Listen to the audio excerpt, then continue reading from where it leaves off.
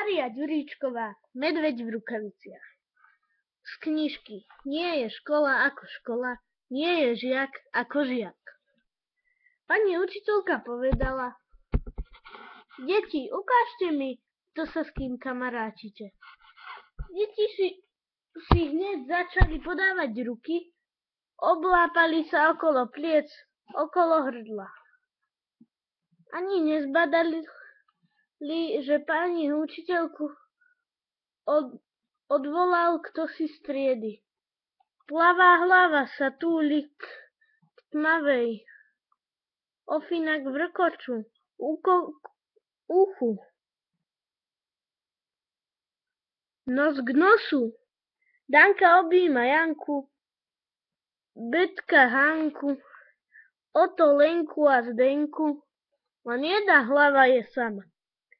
Sedí v prvej lavici, hľadí s vyplašenými očami, červené uši jej odstávajú. To je Tomáš. Deti si všimli, že sa k Tomášovi nik nepritúlil. Aj on si všimol, že si to všimli. Tmavé oči mu ešte väčšmi otmaveli. Čo sa dívate, vraví.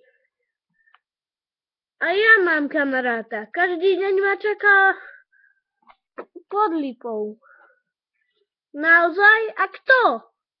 Ale Tomáš nepovie. Aj tak by mu neuverili, že má veľkého kamaráta, s ktorým sa nebojí ani psa, ani búrky, ani tmy. Kto ťa tam čakáva? Dolípajú deti. Iste nikto. Takého strachoška, takého bojka a veru čakáva.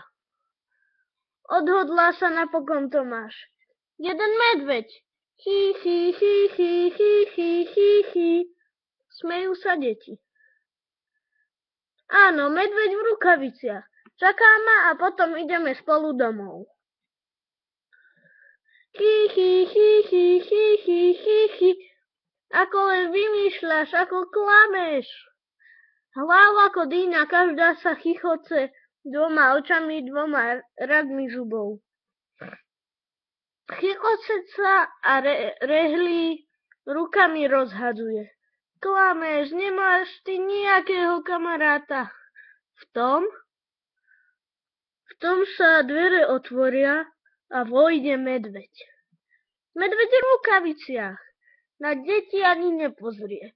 Slovka neprehovorí, len podíde k prvej lavici, pritúli si chlupatú hlavu k Tomášovej, ostrihanej, a teplo mu dýchne na odstávajúce ucho. A potom zasa bez slova odíde.